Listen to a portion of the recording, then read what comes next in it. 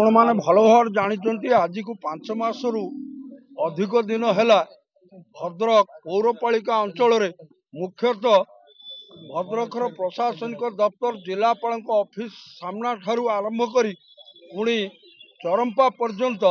एवं कॉलेज छक पर्यंत विभिन्न जगार व्यवसायी माने जो माने कि म्युनिसिपालिटी घर एग्रीमेंट बेसिस रे लेकरी व्यवसाय करथुले म्युनिसिपालिटी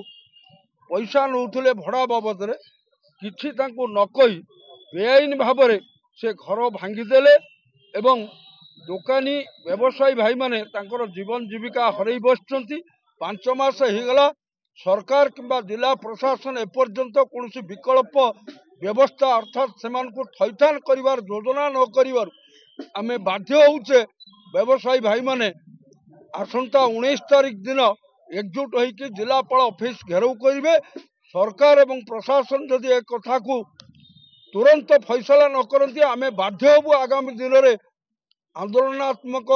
पदक्षेप नबु भद्रक बंदर मध्य डाकरा देबु यही कथा निष्पत्ति करिछु। आपण मानक जरिया रे जनसाधारण को सरकार को निर्वाचित जनप्रतिनिधि को आमे सूचना सदृश आपण मानक जरिया रे अवगत करू।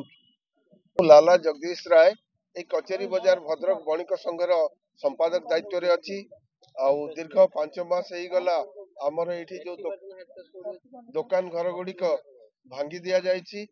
आम्भे माने एठी 1950 मसियारू प्रथम बजार भद्रकर कहले अत्युक्ति हेबनी। प्रथम करी एठी बजार गढ़ी उठितिला सेपरे खाली जगह गुड़िए रे ए जगार किसम जहा भद्रकर अन्य जगार जो सबू दुकान गुड़िक गढ़ी उठी जो म्युनिसिपालिटी करछंती बा टाउन प्लानिंग करछंती से जगार किसम मध्य एबे मनु आमे भद्रक व्यवसायी महासंघर आह्वान क्रमे समस्ते एकाठी हेचु आमे समस्ते प्रतिवाद करूचु जे प्रथम आमको थैथान करतु आउ आगामी दिन रे जहा भी भंगा हेबार अछि आमे जेहेतु वर्तमान आमे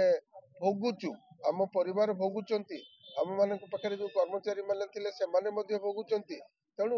भद्रक व्यवसायी संघर आह्वान क्रमे आमे समस्ते सामिल हेचु आ जिला प्रशासन को सरकार को आपण मानक माध्यम रे आज जणाउछु जे आसंता 19 तारिख रे आमे एक विशाल प्रतिवाद शोभा यात्रा करिवु जोथरे कि सब भद्रक रो सब व्यवसायी माने रहिबे समस्ते जाई आमे जिलापाल को आपर दाबी पत्र प्रदान करिवु सरकार को मध्य प्रदान करिवु आ आम कथा विचार करा जाऊ शीघ्र हमको थैथान करा जाऊ 5 मास ही गलानी आमे केते दिन भोक उपास रे रहिबु एही गुहारी नै आमे 19 तारिख दिन जीवु। तेणु आपण मानक माध्यम रे आज आमे जणैलु जे हमको विचार करा जाऊ आम कथा और हमको